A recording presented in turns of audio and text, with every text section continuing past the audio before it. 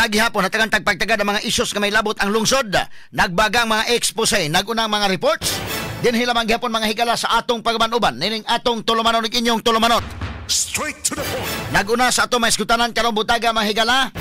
Niduaw nga mga miyembro sa Independent Commission for Infrastructure or ICI nakadiskubre og major lapses sa mga flood control projects. Subay silang pagsusi kagahapon. Straight to the point. Human sa grabing pagbaha nga nasinati sa bagyo nga si Tino. Straight to the point. Nga tanig pagtagad robutaga mga kigalaan. Ha? Lakip sa gisusi sa ICI, maong flood control project sa Dakbayan sa Mandawi, Dakbayan sa Talisay, Dakbayan sa Sugbo o ingon man sa lungsod sa Liloan. Straight to the point. Lakip sa nasuta sa ICI, ang mga masubay nga proyekto ngadto sa Drainage Master Plan sa lokal nga kagamahanan o sa mga LGU.